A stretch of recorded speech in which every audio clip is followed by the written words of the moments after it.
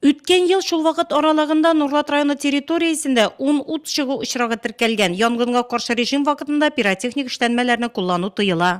На расстоянии Траккомуна авыл хуҗалыгы объектларынан кешеләр күп йөри торган урыннардан автомобиль юлларына 50 метр, шәхси секторлардан 100 метр, шулай ук сәнәгать объектларынан транспорт инфраструктурасыннан бу очракта автомобиль юллары керми, ягулык энергетик комплексларына 500 метр аралыкта пиротехник эшләнмәләрне куллану тыела. Пиротехник эшләнмәләрне куллану өчен шәһәрдә 4 махсус мәйданчык оештырыла.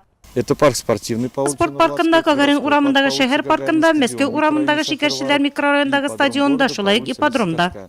Янгын куркынычсызлыгын бузучылар өчен административ штрафлар күләме салынды.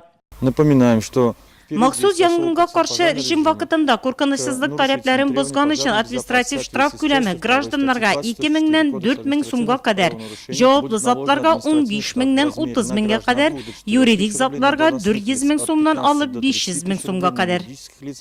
Спорт паркында пиротехник эшләнмәләрне кулланып булачак, әлегә биредә яңа елга әзерлекнең иң кызган чагы. Эш кралы гади кирәк баштагы уйлар кулларны эшләтә ди рәссам шаяртып. Спорт паркында алар 11 дәнә куелачак. Рәссам бигрәк тә балаларга ошасын дип тырыша.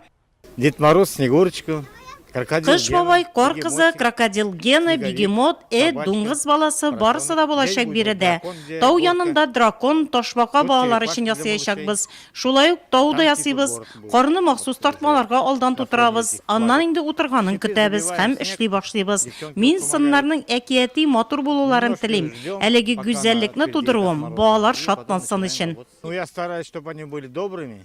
Миңа мында бик ыршый фигуркалы мотор. Кружкасы бар инде, шайбасы.